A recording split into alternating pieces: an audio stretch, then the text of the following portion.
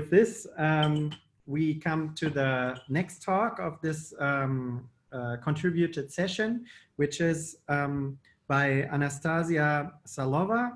And it's about decoupled synchronized states in networks of linearly coupled limit cycle oscillators. And there she is already. Anastasia, the stage is yours. Thank you.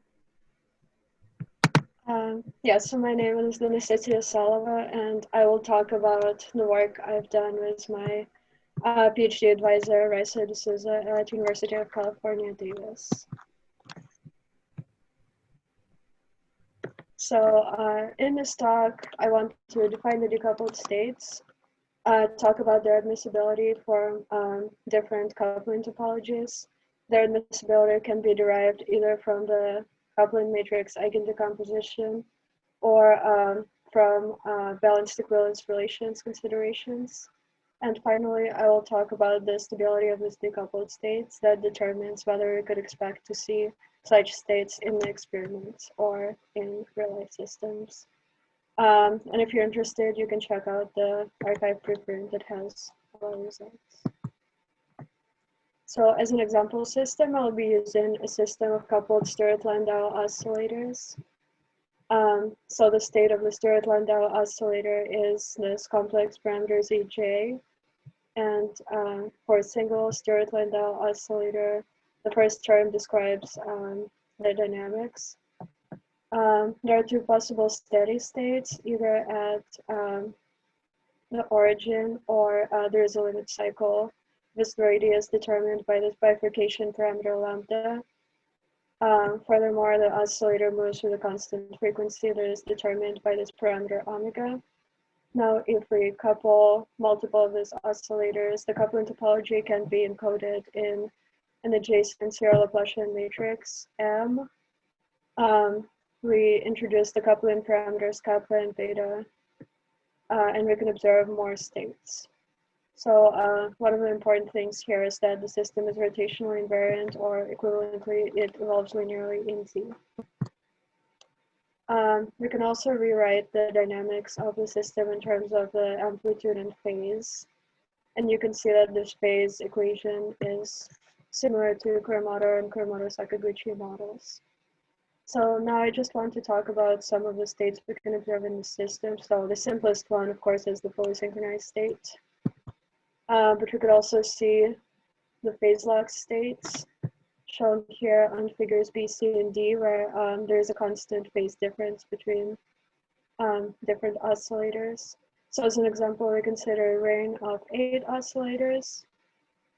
And one of the phase locked states we can observe is the state where there are 2 clusters of oscillators. Each cluster consists of 4 oscillators, and every other oscillator is in antiphase with its neighbor. Figures C and D show very similar states, except the phase difference is now pi over 2 and pi over 4. But the state we're interested in for the purposes of this talk is what we call a decoupled state. So on figure E, we show a state where we have 4 groups of fully synchronized oscillators. But then furthermore, they can be divided into 2 groups shown in pink and teal. And in the pink group, we have 2 groups separated by pi, same as the teal group. And pink and teal have an arbitrary phase difference that we denote here as delta 1, 2.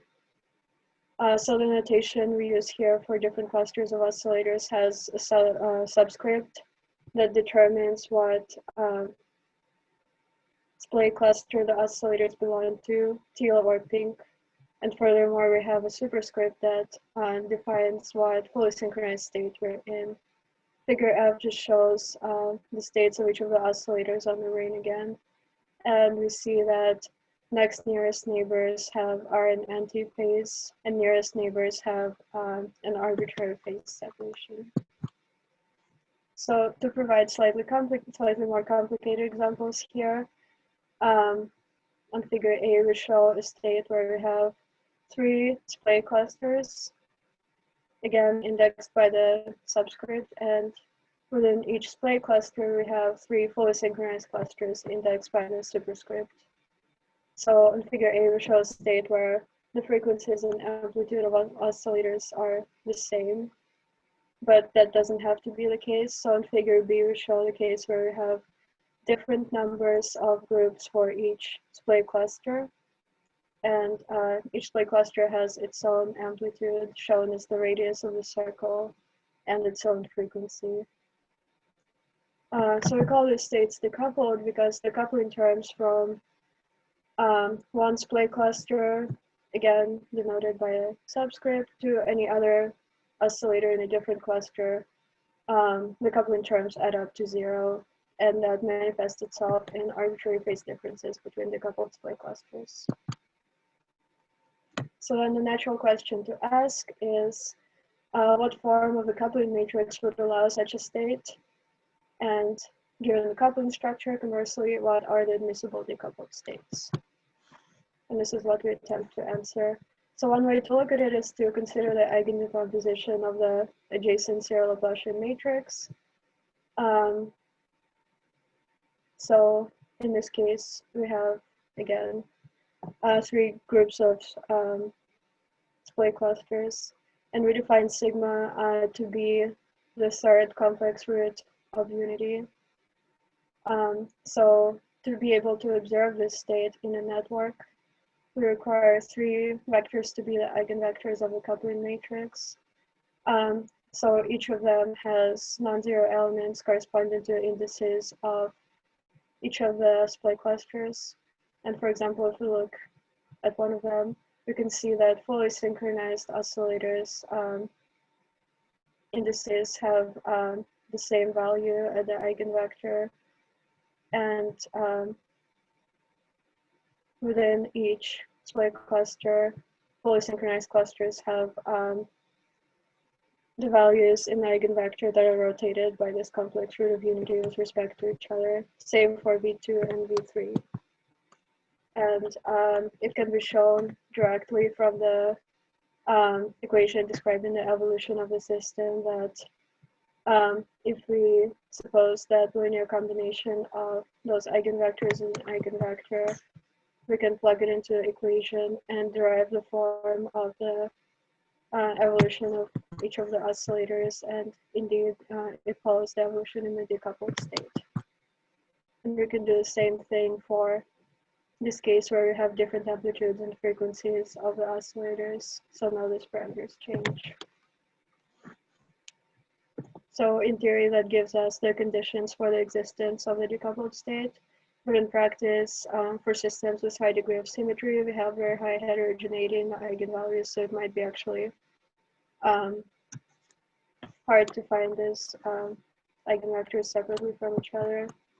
So we suggest a different method to determine the admissibility of such state that is based on balanced equivalence relations. So one aspect of the state is that there is some full synchronization between within different clusters. And cluster synchronization can arise either from symmetries of the system or equitable or external equitable partitions for adjacency and Laplacian coupling respectively. So we use that knowledge combined with knowing that splay states arise from symmetries of the quotient networks with respect to these partitions. And finally, we require that the decoupling condition holds, so there are no coupling terms from one cluster to a node in a different splay cluster. So just to show an example here, we consider this network of 16 oscillators in case of adjacency and Laplacian coupling. And in each case on figure A, I just highlight the connections within each of the what would be fully synchronized clusters. On figure B, I highlight the connections between different fully synchronized clusters within each splay cluster. And on figure C, I highlight the intra-cluster connections. So just based on the form of the coupling terms, we can see that For instance, Laplacian coupling would allow arbitrary coupling within synchronized clusters because it just cancels out if the oscillators have the same amplitude and phase. In both cases, we have some restrictions on the coupling within splay clusters. But then for adjacency coupling, the coupling between different clusters is less restrictive compared to a Laplacian case because we don't get these feedback terms. Just to look at it in more detail, first we consider the decoupled state from adjacency coupling. We construct an equitable partition that determines which ones of the oscillators would be fully synchronized. So in this case, we have a group of 4 fully synchronized oscillators here, a group of 2 fully synchronized oscillators here. And the bold lines define the required edges in this quotient network. The dashed lines define the edges that are not strictly required. So from that, we also construct an orbital partition from this quotient network that determines which of the oscillators correspond to which splay cluster. And this phase difference of 2 pi over 3, for instance, within the tail cluster arises from the symmetries of this network. So then if we consider Laplacian coupling for a similar topology, again, we construct an equitable partition, except now the optional edges are the edges within each synchronized cluster. And the orbital partition that arises from symmetries defines which of the oscillators would belong to which of the splay clusters. So just to show some other examples of possible interest, we consider decoupling in periodic lattices. So in this case, this is a square lattice, 8 by 8 oscillators. And we can see that we can observe a wide variety of qualitatively different states here. So in each subfigure on the left, we show the synchronization pattern, where the same color corresponds to the same splay cluster, and different shades, intensities of that color correspond to fully synchronized clusters. And on the right, we show the equitable partition of the network, and then the orbital partition that arises from symmetries. So in this case, we can see that we observe 4 different kinds of states where we have 2 splay clusters, 1 state where we have 4, and 1 where we have 8. Similarly, we can consider hexagonal lattices, again, 8 by 8 oscillators and periodic boundary conditions. And again, we can see some interesting states. I want to highlight the one in figure G. So in this case, the black nodes represent amplitude deaths. And we have 3 other clusters. 2 of them have 3 fully synchronized clusters, and 1 of them has 2. Amplitude deaths could also arise in all the other states if we consider 1 color and replace all of them with dead nodes. So finally, I want to talk about the stability of decoupled states. So to determine the stability of a state, we consider the Jacobian that can be either time independent, where oscillators have equal frequencies and the same in-cluster connection structure. We also have a periodic Jacobian where we just have 2 frequencies, or it could be quasi-periodic. So here we'll focus on the time independent case, and the periodic case is considered in this manuscript in preparation that will hopefully be available in archive soon. We can simplify the stability analysis based on the symmetries of the network. So here I show this network, which is a cube. It has 2 splay clusters shown in red and teal, and red nodes. This one and this one have opposite phases, same as the blue nodes. We show the coupling matrix here and the Jacobian matrix on subfigure C, and using the fact that permutations of the adjacency matrix can simplify the stability calculation, we can find two blocks in this Jacobian. And furthermore, the symmetries that correspond to the splay cluster lead to a finer block diagonalization. So now we have these 4 blocks. And this lowers the dimensionality of the stability calculation. So the examples that we'll consider for stability calculation, again, have to do with adjacency and Laplacian coupling. So we analyze 2 cases where there is symmetry in the network structure, but we also break some of the symmetries by adding additional edges between the splay clusters in case of adjacency coupling, in which case the state is still admissible. And for Laplacian coupling, we just remove one of the edges. And since this term just goes to 0, this is also an admissible state. So here I just want to show some examples of the stability results.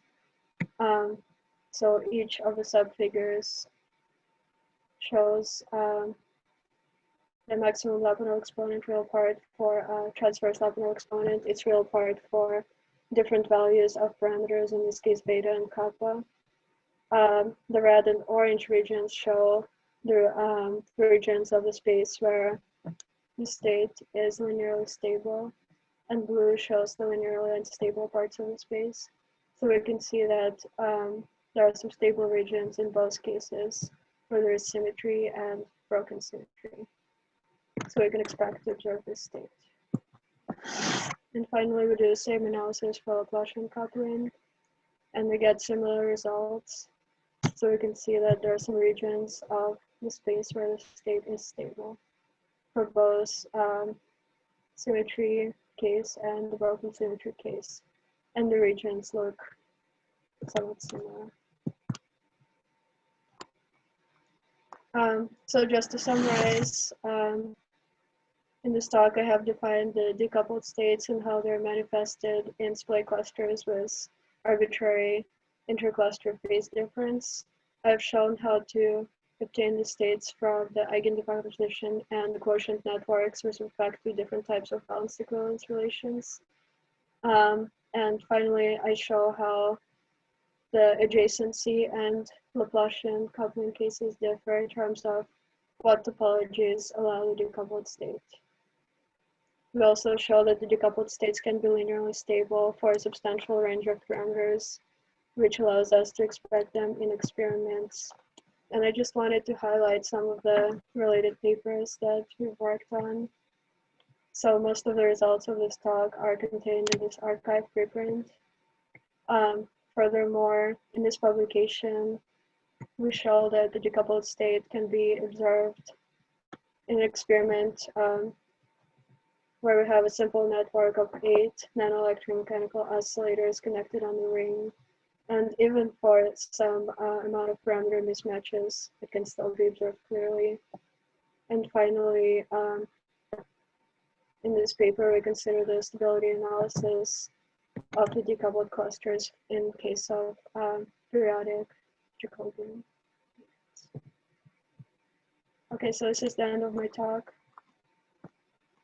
Thank you, everyone, and I'm ready to answer questions.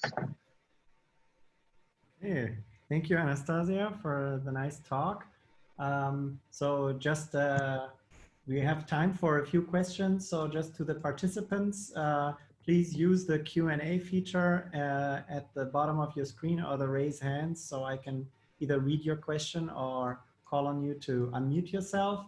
I know there's one question from Axel. So if you would like to unmute yourself and ask your question, Axel, you're welcome to do so. Thank you. Thank you very much for the very nice talk. So I had several questions, but at the end you answered almost all of them. So that's good.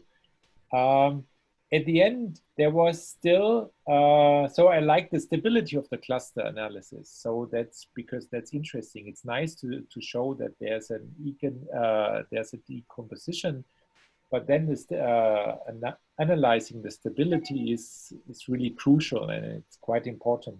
But there's still a question. So in one of your last slides, you showed that you perturb the network by removing one link or adding just other links that break the symmetry. And I wonder how you analyze the stability with respect to this break. So that would be interesting, because in the brain, you know, you have also neural network, but sometimes new connections are built and some are removed, but the state is still synchronized. So the network is still synchronized. So I would be interested, did you study this or could you quantify it in the analysis when you remove links or add links? Did you do this or could you do this? Yes, it should be definitely possible to do that numerically. And I agree, it would be interesting to see how the stability properties change as we rearrange the links that keep the state admissible. So yeah, we see some quantitative changes here, but I don't know if I have much more to say about exactly how the stability changes. Yeah, because then I think then you lose, yeah, then your mixing is completely new. So before you have the linear decomposition of your field according to the symmetries, but then you break the symmetry.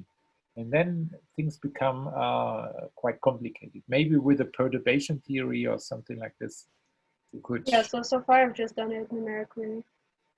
Okay. But maybe it would be possible to do some more analytical. So have you tried to remove, let's say, different links, change the links that you removed, and did you try this? I've just done it for this example of a simple network. I haven't tried it for more complicated topologies yet. Okay. Okay. Thank you. Okay. At this time, I don't see any other questions, although we have a few more minutes. You are quite well in time. So maybe one quick question from my side, rather general one, but we've heard that there might be some interest from the neuroscience community in this, what I can tell from Axel's question. Do you see any other applications of this work, or is this do you have any applications in mind, or is this just really basic science at this point? Yeah, so in this case, we require these rotational symmetries, and I'm not sure how many real-life systems would have that, but it's at least encouraging that we're still able to observe the state in the experiment, which was the original motivation, even for parameter mismatches. So maybe it could be observed in other systems. I'm just not sure what the best use case would be. Thank you.